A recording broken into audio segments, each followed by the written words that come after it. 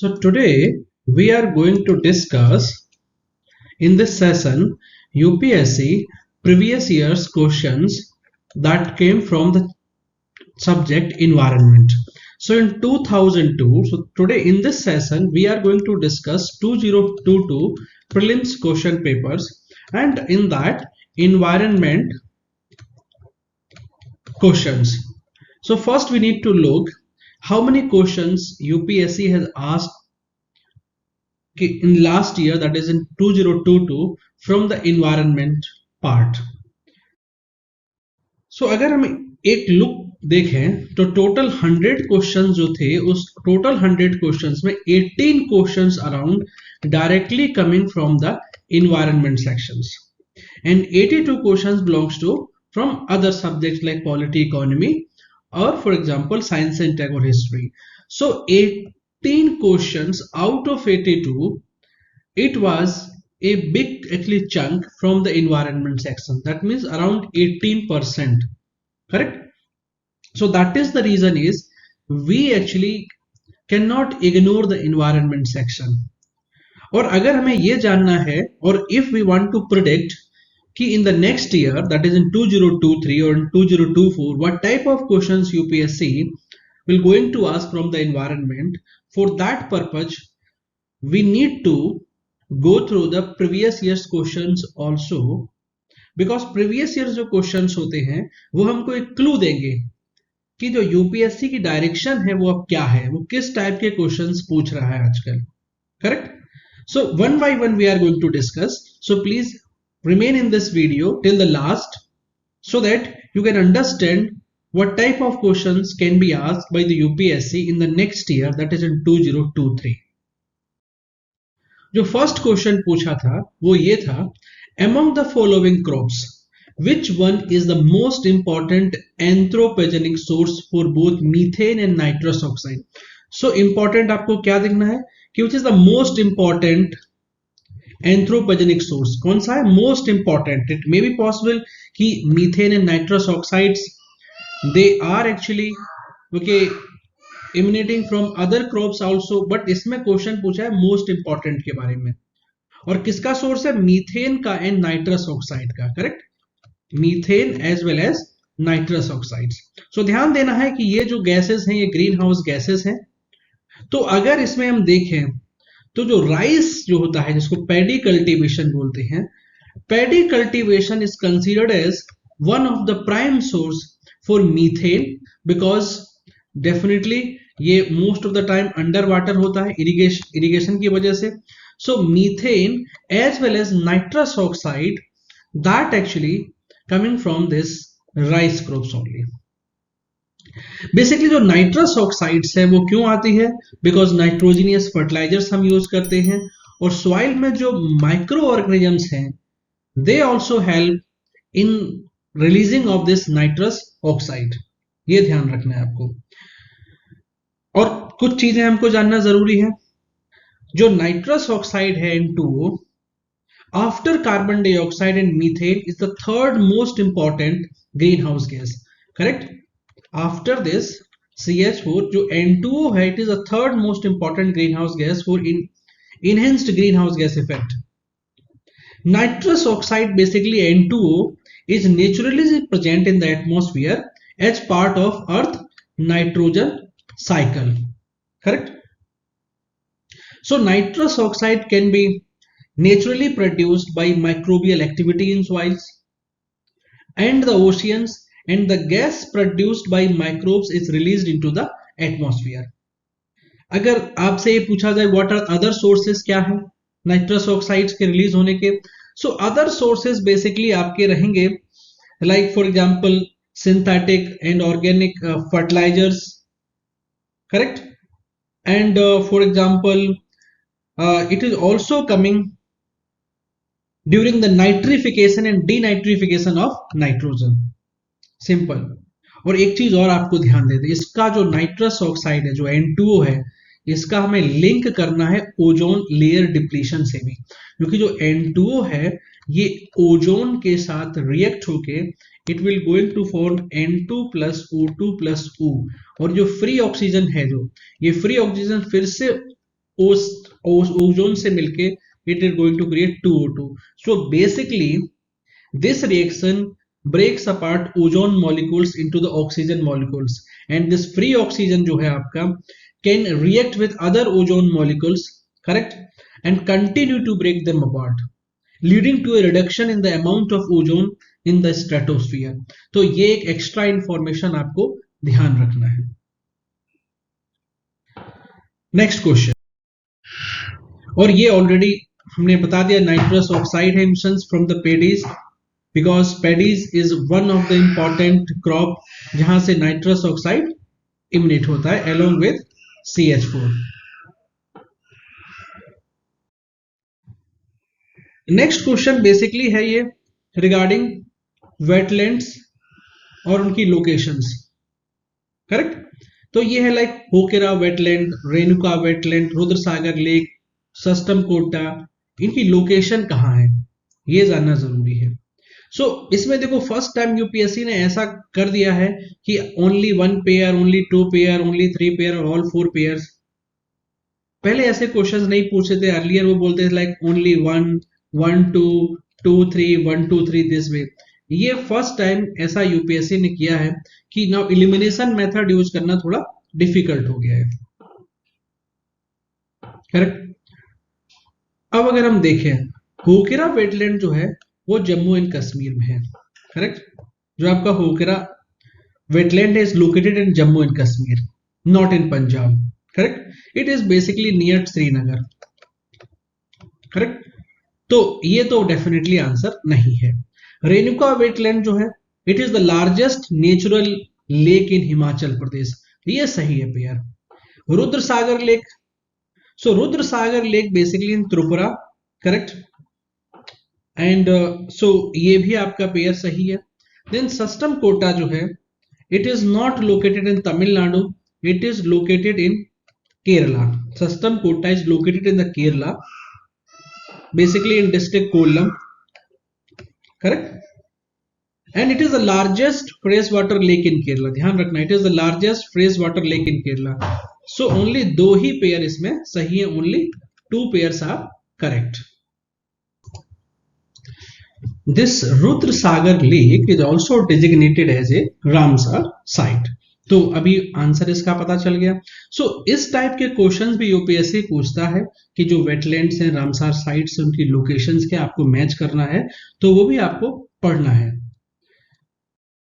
जैसे कि अभी न्यूज में था कि 75 Ramsar sites in 75th year of independence. कुछ इंडिया ने 11 more wetlands to the list of Ramsar sites they have added, और इसका ट्वीट भी किया था भूपेंद्र यादव जो मिनिस्टर है उन्होंने, ही elated to inform that 11 more Indian wetlands have got Ramsar recognitions and this takes our tally to 75. So अभी इंडिया में 75 रामसार साइट्स हैं आपके पास. अगेन सारा 75 आपको नहीं पढ़ना है. करंट अफेयर के लिहाज से देखा जाए तो जो 11 है वो जरूर पढ़ना है. 2023 का अगर आप अपियर कर रहे हो एग्जाम में तो उसके लिए जानना जरूरी है. आपको लिस्ट दिखा दे तो ये सारे जो है ना 11 रामसार साइट्स हैं जो रिकॉग्नाइज्ड हुए हैं, जो आपके जम्मू एंड कश्मीर में है, कुछ महाराष्ट्र में है, कुछ मध्य प्रदेश में है, कुछ उड़ीसा में है, एंड कुछ तमिलनाडु में. ये स्टेट्स हैं जहां पे ये हैं. वन बाय वन हम जल्दी जल्दी चीज को, कि फॉर एग्जांपल दिस यहाँ पे तो कुछ ऐड हुए हैं लाइक थाने क्रीक महाराष्ट्र में, Yashwant Sagar in Madhya Pradesh, Haigam wetland conservation reserve in Jammu and Kashmir, और ये Shallbugh wetland in Jammu and Kashmir, Ansupa lake in Orissa, Tampara lake in Orissa, Hirakud reservoir in Orissa, और for example Vaduvur bird sanctuary in Tamil Nadu, correct. So ये सारे हैं जो आप पढ़ सकते हो और वो आपको पढ़ना जरूरी है, क्योंकि if you are appearing for 2023 prelims exam और 2024 के लिए. नेक्स्ट है आगे, नेक्स्ट क्वेश्चन ये है climate action tracker which monitor the emissions reductions pledges of different countries. ये क्या है? सो दिस टाइप के भी क्वेश्चंस आते हैं because these types of term, these types of organisations they remain in news, because every year जो COP होता है आपका, लाइक यूएनएफसीसी सीओपीज होते हैं, तो वहां पे these new things they used to keep coming. तो बेसिकली इसका आंसर क्या होना चाहिए, climate action tracker. So climate action tracker basically एक independent scientific analysis produced by 2 research organisation tracking climate action since 2009। Basically ये क्या करता है, 32 कंट्रीज जो हैं या उससे थोड़ी से ज्यादा कंट्रीज हैं, इट मॉनिटर 32 कंट्रीज एंड ये वो 32 कंट्रीज हैं जहां पे जो ग्रीन हाउस गैस का इमिशन है दैट इज मोर, मतलब ये 32 कंट्रीज के का जो total green house gas emission है it is around 80% of the entire global emission, तो उनका ये मॉनिटर करता है।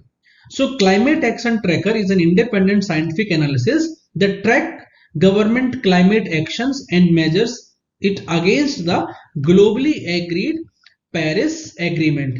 जो पेरिस एग्रीमेंट के टाइम पे जिस जिस कंट्री ने they have actually set some targets, so climate action tracker track those targets, like Paris agreement में India also has given some targets, okay, so those targets are tracked by this climate action tracker. So basically इसका सही answer यही है कि it is a database created by coalition of research organizations, correct?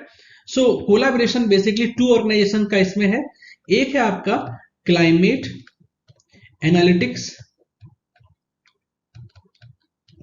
and new climate institute, ये लोग इसका काम करते हैं, करेक्ट। नेक्स्ट क्वेश्चन है 4 में देखो काफी स्टेटमेंट है, 1 2 3 4 5 स्टेटमेंट्स हैं। तो समटाइम्स क्या होता है कि इफ कोई क्वेश्चन यूपीएससी में आता है तो इफ जहां पे ज्यादा स्टेटमेंट दिए हैं और we have not heard about so many things about that question, तो हम लोग उसको स्किप कर देते हैं। बट मेरी ओपिनियन ये है कि अगर number of statements are more okay in any question then elimination use करना थोड़ा इजी हो जाता है, because more information is available। अगर आपको जरा सा भी कहीं पे भी डाउट लगता है you can eliminate easily some of the statement। so basically इसमें क्या है कि फर्स्ट स्टेटमेंट है Climate Group is an international non profit organisation that drives climate action by building large networks and runs them, correct. तो ये सही आपका जो स्टेटमेंट 1 है वो करेक्ट है कि जो क्लाइमेट ग्रुप है ये इंटरनेशनल नॉन प्रॉफिट है, फाउंडेड इन 2003। इसके जो ऑफिस है वो London, New York, even New Delhi, Amsterdam, Beijing इस जगह है। It has grown its network to include over 500 multinational businesses in 175 market world wide. तो ये सही है, फर्स्ट स्टेटमेंट इज करेक्ट। तो फर्स्ट स्टेटमेंट करेक्ट है तो definitely C is not the answer, will not be the answer, correct. Second है, और ये भी जानना है कि पूछा क्या है, उन्होंने करेक्ट स्टेटमेंट पूछ रहे हैं, तो ये भी आपको यहाँ पे whenever you see any questions जहां पे करेक्ट और इनकरेक्ट लिखा हो उसको आपको सर्किल कर देना है कि they are asking the correct statement. Second question, second statement है the international energy agency in partnership with the climate group launched a global initiative जिसका नाम है EP100। ये स्टेटमेंट बेसिकली गलत है, because this is launched by climate group and one more group है जिसका नाम है alliance to save energy. Alliance to save energy and climate group, इन दोनों ने मिलकर बेसिकली EP100 लॉन्च किया है, करेक्ट। तो सेकंड स्टेटमेंट इनकरेक्ट है आपका, तो सेकंड जैसे ही इनकरेक्ट होगा तो A will not be the answer, D also will not be the answer.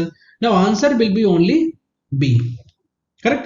लेकिन फिर भी हम अदर स्टेटमेंट देखते हैं। थर्ड स्टेटमेंट है EP100 brings together leading companies committed to drive innovation in energy efficiency and increasing competitiveness by delivering an emission reduction goal। तो ये जो स्टेटमेंट है ये डेफिनेटली सही है। Then some Indian companies are members of EP100. Yes, definitely. Even Mahindra and Mahindra, जो आपकी company Mahindra company, that is the first company that became a part of this EP100. Then International Energy Agency is the secretariat of under 2 coalitions. तो ये fifth statement है ये incorrect है, because ये climate जो group है, Climate group जिसकी बात हो रही है, it is the secretariat to the under 2 coalitions. तो फिफ्थ स्टेटमेंट भी इनकरेक्ट है। तो करेक्ट स्टेटमेंट आपके 1, 3 एंड 4 है। तो इस टाइप का अगर कोई भी करंट अफेयर में रहेगा, लाइक किसी ग्रुप के बारे में, किसी एनजीओ के बारे में, और जो वर्क कर रहा है लाइक इलेक्ट्रिकल व्हीकल के फील्ड में, रिन्यूएबल एनर्जी के फील्ड में, सेव एनर्जी के फील्ड में, उन सबको आपको पढ़ना है, क्योंकि यहां से क्वेश्चन आते हैं यूपीएससी में। जैसे क्लाइमेट ग्रुप की जो बात हो रही थी, तो ये वो क्लाइमेट ग्रुप है, correct. And Mahindra become first Indian company to join EP 100 campaign. ये आपके न्यूज में ही थे आप, करेक्ट, ये आपका न्यूज में ही थे, ये बहुत पहले से न्यूज में है, इन द हिंदू में ये न्यूज में था। तो these things you need to keep looking in the newspaper. Next fifth question जो आपका है, फिफ्थ क्वेश्चन ये बेसिकली क्या है? फिफ्थ क्वेश्चन है, if the rain forest and tropical forest they are the lungs of the earth. जैसे Amazon forest है, उसको हम लोग lungs of the forest earth बोलते हैं। Then surely wetlands functions as its kidneys. तो क्या बोल रहे हैं कि जो वेटलैंड है वो एक किडनी की तरह फंक्शन करते हैं। विच one of the following function of wetland best reflect the above statement. तो उसके लिए यही जानना जरूरी है कि किडनी का क्या फंक्शन होता है। किडनी का फंक्शन बेसिकली क्या है? फिल्ट्रेशन। फिल्ट्रेशन होता है तभी तो किडनी स्टोन होता है। अगर फिल्टर करते समय मिनरल्स ज्यादा हो जाएंगे देन किडनी स्टोन होगा। तो किडनी का मेन वर्क क्या है? फिल्ट्रेशन करना बेसिकली, करेक्ट। जो भी हैवी मेटल्स होंगे, ये सारी चीजें होंगी, उनको रोक लेती है वो, करेक्ट।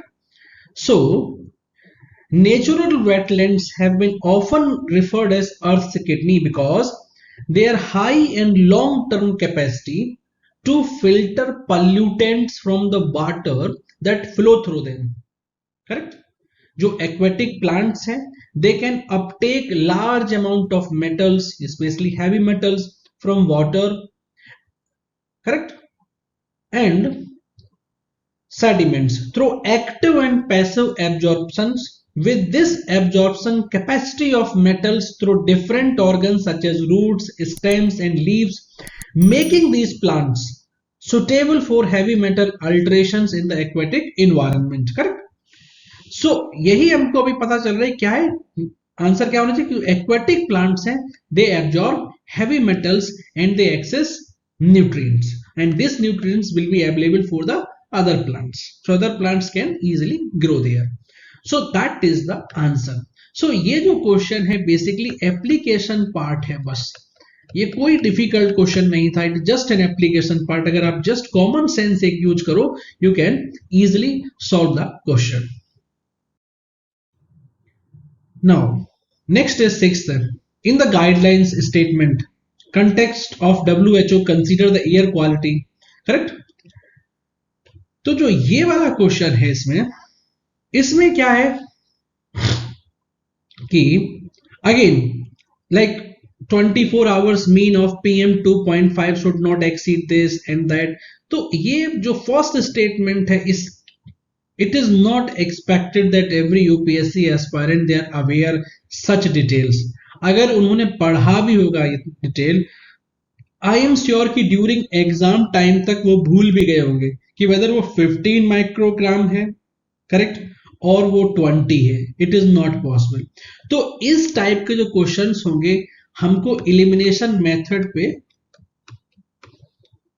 यूज करना है इसमें, करेक्ट, क्योंकि इसमें अदर स्टेटमेंट है, हम वो स्टेटमेंट देखते हैं। क्या स्टेटमेंट है? सेकंड स्टेटमेंट पहले देखते हैं कि in a year highest level of ozone pollution occurs during the period of inclement weather, correct. अब ये हमको जानना जरूरी है कि वेदर इंक्लीमेंट वेदर के टाइम पे या सन्नी वेदर के टाइम पे ओजोन का पोल्यूशन ज्यादा होता है।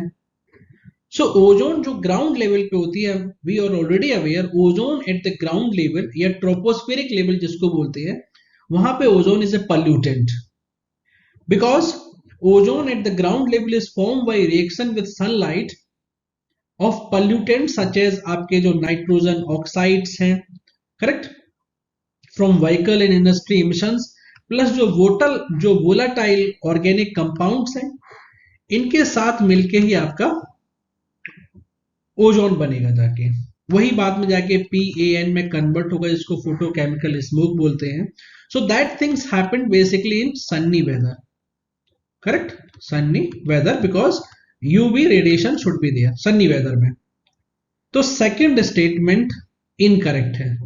सेकंड जैसे ही इनकरेक्ट हुआ तो आपका डी गलत हो गया, सी गलत हो गया. अभी भी आपके पास ए एंड बी का चॉइस है. सी एंड डी एलिमिनेट हो गए. अब ए एंड बी पे देखना है. तो थर्ड स्टेटमेंट देखते हैं. PM10 can penetrate the lung barrier and enter the blood stream. हमको पता है कि जो पर्टिकुलेट मैटर्स होते हैं PM, ये टू टाइप्स के होते हैं. एक PM10, एक PM2.5. PM10 मतलब जिसका जो डायमीटर होता है that is less than 10 microns, और 2.5 means less than 2.5 microns. तो इसमें एक चीज हमको पता है, जो PM10 होता है, they can penetrate, correct, they can penetrate and lodge deep inside the lungs. और जो PM2.5 होते हैं, they can penetrate the lung barrier and enter the blood system. तो थर्ड स्टेटमेंट हमारा इनकरेक्ट हो गया बेसिकली. ये नॉर्मल एक नॉलेज है, सबको पता होती है knowledge. Correct.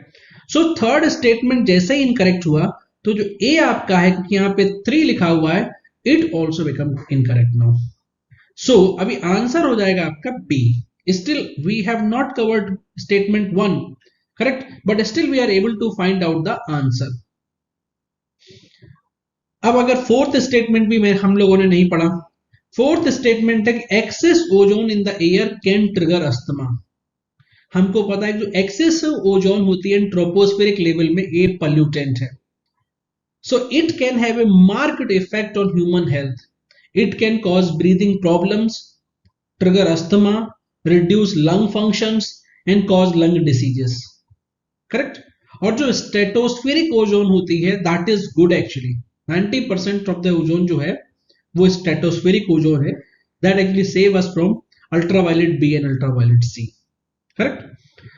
So fourth statement basically correct ही है. तो सही आंसर आपका हो जाएगा बी. अब जो ये WHO का कंसीडर ये कितना है, ये जैसे न्यूज में this is they have given कि जो WHO ने कितने पोल्यूटेंट के लिए देते हैं, 6 पोल्यूटेंट के लिए. PM2.5, PM10, ozone, NO2, SO2 and CO. ये स्टैंडर्ड दिए कि एनुअल मीन, 24 आवर्स मीन क्या है नया, क्योंकि ये WHO ने बहुत टाइम बाद चेंज किया था. After 16 years they have revised it. So it was basically important तो था ही. बट अगेन, क्या तुम ये सब रिमेंबर रख सकते हो during the exam? That is not expected actually, but still we are able to solve the question. Now next is with reference to Gucci sometimes mentioned in the news, consider the following. It is a fungus. It grows in some Himalayan forest areas. It is commercially cultivated in Himalayan foothills. अब ये भी आपका news में था, but उतना news में नहीं था कि सब लोग उसको पढ़ लेते. But still UPSC unpredictable public service commission है, so they have asked this question. So Guchhi basically they are mushroom. Mushroom है तो definitely they are comes in the category of fungus. करेक्ट. तो फर्स्ट स्टेटमेंट करेक्ट है. जैसे ही first correct होगा ये दोनों गए. अब second statement, it grow in some Himalayan forest area. Yes, अगर आपने पढ़ा है then only you can understand this, otherwise it is not possible कि वेदर यू आर अवेयर कि where they are grown. So they basically grow in some Himalayan forest areas only. Definitely ये सही बात है. Like for example, in Kangra Valley, in Himachal Pradesh, in Jammu and Kashmir, Uttarakhand, इस reason में होता है. और ये कहाँ होता है किसी को पता नहीं होता. इवन आफ्टर जो स्नोफॉल होता है, स्नोफॉल होने के बाद actually they grow.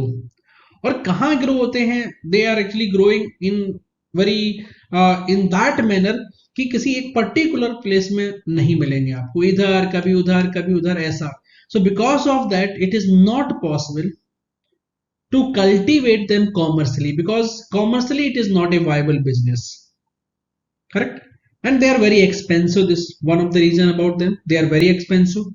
So it is commercially cultivated. Answer is no, it is not commercially cultivated in the Himalayan foothills. Correct. So third is incorrect statement. So correct statement only 1 and 2. So 1 and 2 is this C. Again, अब इस type के questions के लिए आपको load नहीं लेना है. एक दो क्वेश्चंस ऐसे आएंगे डेफिनेटली UPSC में, आपको ऑल 100 क्वेश्चन सॉल्व नहीं करने हैं. Move to question number 8 actually. Refers to basically polyethylene tetraphthalate, correct? Basically short form में इसको PET बोल सकते हैं, correct? Use of which is so widespread in our daily life in the slang like shopping bag, bottles, correct? बहुत सारा इसका use है. तो इसका स्टेटमेंट पढ़ते हैं. फर्स्ट 2 3 4 स्टेटमेंट दिए हैं इसमें और पूछा है कि विच स्टेटमेंट्स आर करेक्ट. तो ऐसे आपको भी ड्यूरिंग जब आप सॉल्व करते हो क्वेश्चंस आपको ऐसे सर्कल करना है. You need to do this circles. तो first statement it is saying that statement 1 कि it's fibre can be blended with wool and cotton fibres to reinforce their properties. So definitely yes, PET fibers make them highly resistant to deformation. So they impart excellent resistance to wrinkling in the fabrics. So that is the reason they are often used in durable press blends with other fibers such as rayon, wool and cotton to reinforce their inherent properties of those fibers. So ये जो first statement है it is correct.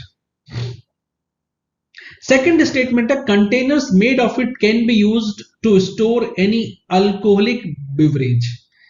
सी ये plastic है.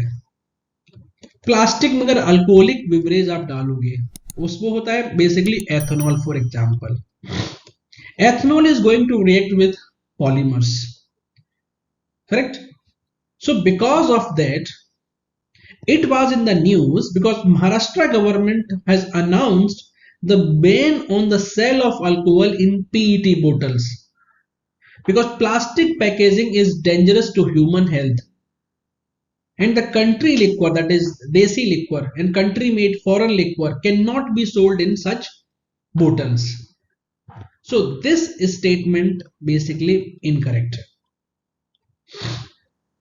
So second incorrect है, ये गया आपका. First correct है. तो अभी A and C में कुछ हो सकता है आपके साथ. Third statement bottles made of it can be recycled into other products. Yes, ये इसका अच्छा प्रॉपर्टी है कि it can be recycled easily. It is the most widely recycled plastic, correct? So this third statement correct है. तो third statement correct. तो answer should be A. Still अभी 4 नहीं पढ़ा है, still we are able to find out the answer. Fourth is articles made of it can easily disposed of by incineration without causing green house gas emissions. Without causing green house gas मतलब CO2 नहीं आना चाहिए, CH4 नहीं आना चाहिए, correct? N2O नहीं आना चाहिए, ये सारी चीजें, करेक्ट? लेकिन polyethylene like other plastic PET made up of basically carbon, oxygen and hydrogen, इससे डेफिनेटली बना होता है. तो देयर इज 100% चांस कि CO2 तो आएगा ही. CO2 will going to be emitted. When CO2 is going to be emitted, CO2 is the greenhouse gas. So definitely fourth statement is incorrect statement. So answer will be A only. Done. Next question is which of the following is not a bird? ये भी थोड़ा question एक difficult ऐसा हो जाता है कि अगर if you have not heard about them then it is not possible to solve these questions.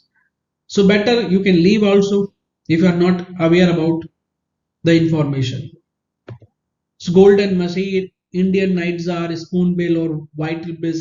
So जो golden machine जो है ना, it is also known as mahi fish और इसको बोलते हैं shade tiger, correct? It is also referred as tiger among fish, correct? So this is not a bird. It is not a bird. So answer will be A only. Other they are bird like Indian nightjar. So this is a nocturnal bird with long pointed wings. Spoonbill, it is also a bird, correct? This is basically found in estuaries, salt water, lakes. Whitebill, this is also a bird. Basically it is found in freshwater marshes, coastal estuaries, all these regions. तो sometimes ऐसा question पूछ सकते हैं. जैसे for example एक फिर से हम आपको एक और एग्जांपल दे रहे हैं. क्वेश्चन है which of the following is not a bird. आपको इसका आंसर देना है. Which of the following is not a bird. You need to answer in the comment section. First is penguin, second is ostrich, third is bat, and next is parrot. You have to answer in the comment section which of the following is not a bird. Clear? Next question is, which of the following are nitrogen fixing plants? So पहले समझना है what is nitrogen fixing. In the environment we are having nitrogen freely available. जो आपका environment है उसमें freely 70% plus nitrogen is freely available. But problem with nitrogen is it is having triple bond, so we cannot use it easily. Even plants also cannot use this free available oxygen in the environment. So for that purpose we require nitrogen fixation. So nitrogen fixation basically कुछ और नहीं है. Nitrogen fixation, this is a process by which atmospheric nitrogen N2 is converted into a usable form of nitrogen such as ammonia or nitrate by nitrogen fixing bacteria, and these bacteria is basically living in the roots of the plants such as legumes or in the soil. Simple, correct? अब now देखना है हमको क्या answer हो सकता है. Spinach, it is the green leaf, जिसको हम हिंदी में पालक बोलते हैं. It is not a nitrogen fixing plants definitely. तो 6 इज नॉट द आंसर. तो अपने आप ही बी सी डी इलिमिनेट हो गया. Correct, B C D automatically eliminated. अल्फा अल्फा basically it is dubbed as king of nitrogen fixation. उसको बोलते हैं अल्फा अल्फा को किंग ऑफ नाइट्रोजन फिक्सेशन. तो ये तो सही आंसर है. Chickpeas definitely they are considered as nitrogen fixation only, correct? Clover, they are also nitrogen fixing perennial plant that produce red, purple or pink flowers in the late springs, so this is also correct. But this is not a nitrogen. Amarnath, this is basically a species that is cultivated as a leaf vegetables, correct? और sometimes को weeds भी consider करते हैं. It is not a nitrogen fixing bacteria. Same purslane, kulfa, it is a useless weed and a powerful medicinal plant at different times throughout the history. So it is not a, basically it is not a nitrogen fixing bacteria. So answer will be A only. Answer will be only A, correct? So nitrogen fixing bacteria, ये सारी आपको चीजें ध्यान रखनी है आपको, correct? You need to be aware about all these things, जिसमें आपको nitrogen fixing, nitrification, assimilation, ammonifications, ये सारा पढ़ना है आपको, and then denitrification also. So nitrogen cycle आपको कवर करना है. Next is BioRock technology is talked about in which one of the following situations. Again ये भी करंट अफेयर का टॉपिक बन जाता है. करंट अफेयर में अगर आपने पढ़ा है तो then you can answer, otherwise थोड़ा मुश्किल हो जाएगा. So BioRock technology, it is basically restoration of damaged minerals like coral reefs, correct? Even Gujarat के जो कोस्टल एरिया है वहां पे जो कोरल रीफ से जो डैमेज हुए हैं उनको अगर सही करना है, उस चीज ये बायोरॉक टेक्नोलॉजी यूज्ड में भी था आपका. Like zoological survey of India with the help from the Gujarat forest department is attempting for the first time a process to restore coral reefs using biorock और mineral accretion technology. So BioRock is the name given to the substance formed by electroaccumulation of minerals dissolved in seawater on steel structure that are lowered into the seabed and are connected to a power source, in this case solar panels that float on the surface. ये आपको पढ़ना था. Clear? So that question they have asked. Next is Miyawaki method. Miyawaki method basically क्या है? Mini urban forest. Like जो आपका घर है, आपके घर के पीछे कुछ लैंड इज अवेलेबल, आपने उसमें छोटा छोटा बड़ा बड़ा ऐसा सब लेस स्पेस में बहुत सारे ट्री, श्रब, ये सब लगा दिए. तो इसी को हम लोग बोलेंगे मियावाकी मेथड. तो ये क्या है? Promotion of commercial farming in arid and semi-arid areas, harvesting wind energy, no, development of garden, genetically modified flora, और creation of mini forest in urban area. Answer is D only. अब ये भी news में था, correct. Miyawaki method. So what is Miyawaki method? It is named basically after Japanese botanist.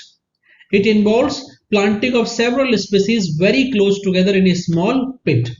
Plants draw nutrients from each other and they become healthy. A dense forest which grow naturally in 300 years is created in just 30 to 35 years. Correct? So ये जो था important है. Miyawaki forest in Vadodara, in various, even Punjab region में भी इसका use हुआ है. तो that they have asked. So अगर ऐसा कोई मेथड, ऐसा कोई टेक्नोलॉजी, ऐसा कोई process if they come in the news, please give some focus on them because that became important for UPSC prelims. Next question is this: which one of the following has constituted under Environment Protection Act 1986? So Central Water Commission या Central Groundwater Board और Central Groundwater Authority और National Water Development Agency. तो जो Central Groundwater Authority है, it has been constituted. आइए factual question है. Central Ground Water Authority it was constituted under section 3 of Environment Protection Act to regulate and control the development and management of ground water resource in the country. So this will be the answer. Correct. अब ये Central Water Commission क्या है? Central Water Commission basically एक premier technical organisation है in the field of water resource, and presently it is attached office to the Ministry of Water Resource. जो Central Water Commission, it is attached office to the Ministry of Water Resource and River Development. जो Center Ground Water Board है आपका, it is a subordinate office. ये क्या है आपका? Subordinate office. किसका? Ministry of Water Resource का. Clear? It is a subordinate office है, with the responsibility of providing scientific inputs for management, exploration and monitoring assessment of the groundwater resource of the country. और जो National Water Development Agency है, it was basically set up in 1982 only as an autonomous agency under Societies Registration Act 1860 to carry out the water balance and other studies on scientific and realistic basis. तो ये सारे आपको पढ़ने हैं. जब आप previous year questions पढ़ रहे हो एट दैट मोमेंट, सिर्फ आपको आंसर खोजना नहीं है. This is not your main task. Your task should be कि जो भी इनकरेक्ट ऑप्शंस थे, they can be the correct option in the next year. जैसे नेक्स्ट ईयर कोई ऐसा क्वेश्चन पूछ देंगे जिसमें national water development agency will be the answer. So that is the reason is read all the options and their details. Correct. So इस question का जो answer था वो क्या था आपका? सेंट्रल जो this ground Water authority, that is she was the answer.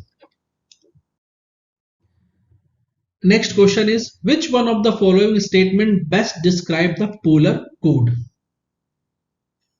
Again, this was the question which actually directly belongs to current affair only, no concept. So it is the International Code of Safety for Ships Operating in Polar Water. So this was correct. उसमें भी था International Code for Ships Operating in Polar Water, that is Polar Code. तो this is again current affair का question है. तो you have to be very careful current affair part. Clear. Next is which one of the following best describe the term green washing. Green washing क्या है? So green washing basically क्या होता है कि if someone is actually selling a product, उस product पे उसने लिख दिया यहाँ पे कि organically prepared, okay, no waste has been done, green colour पूरा लगा दिया इस पे, लेबल ग्रीन कलर का, तो you will think that it is very environment friendly, but it may be possible it is not that environment friendly. इसी को बोलते हैं green washing. So it is a conveying a false impression that a company's product are eco-friendly and environmentally sound, but actually में they are not. इसको बोलते हैं green washing. ऐसी एक और टर्म न्यूज में था, स्पोर्ट वॉशिंग. आप वीडियो को पॉज करो और कमेंट सेक्शन में बताओ what is sport washing. Sport washing क्या है? सो ग्रीन वॉशिंग क्या है? It is the process of conveying a false impression और misleading information about how a company's product are environmentally sound. So greenwashing involves making an unsubstantiated claim to deceive consumers into believing that companies' products are environment friendly or have a greater positive environmental impact than they actually do. बेवकूफ बना रहे हैं. That is greenwashing. So sport washing क्या होता है? Sport washing means कि जब कोई स्टेट स्पोर्ट्स को यूज करता है, whatever that bad things has been done, these bad things और reputations can be improve through sport washing. Like country is not a democratic country. Country क्या है? वो डेमोक्रेटिक कंट्री नहीं है. And now that country is with the help of that lot of money conducting a FIFA world cup. Correct? So इस world cup को conduct करके that country is improving its image. उसको बोलते हैं sport washing. Next है, with reference to Indian law about wild life protection consider the following statement. Correct statement बताना है.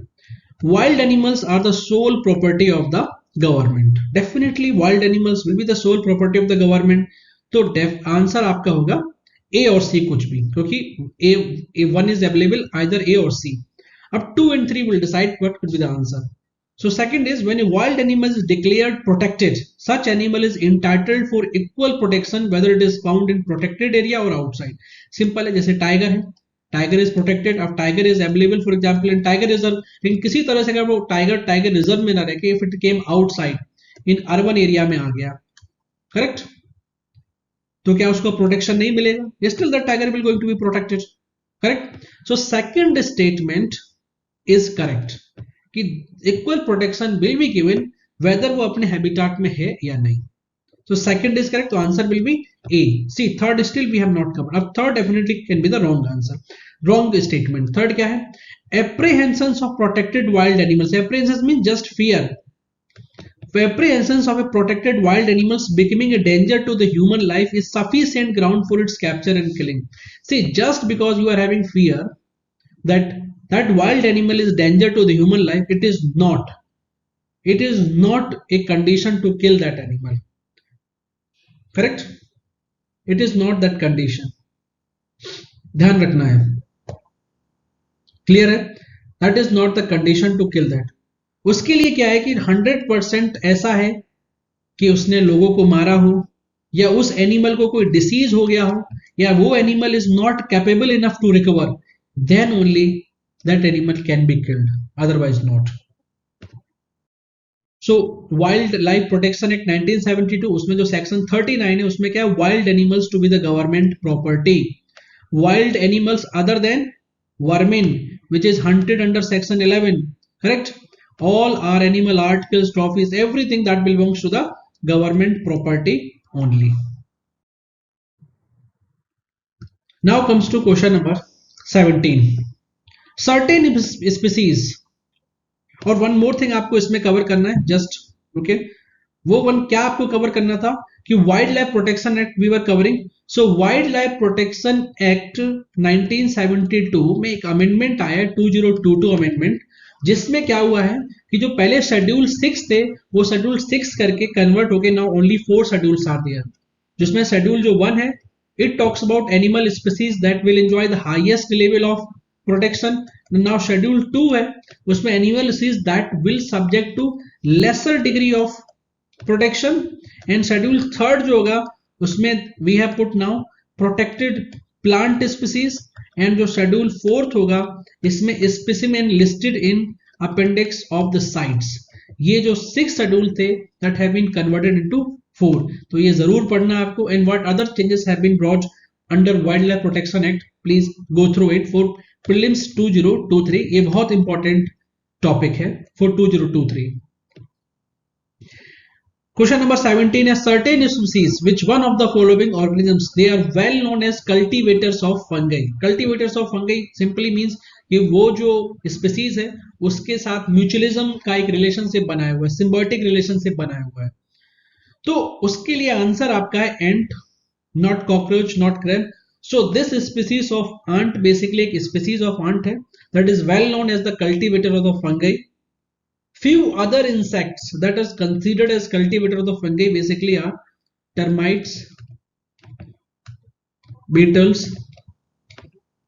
and Mars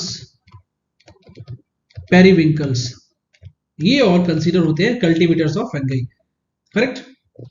cockroach, no, cockroach falls under the category of menace causing insects. Correct. Crab actually no.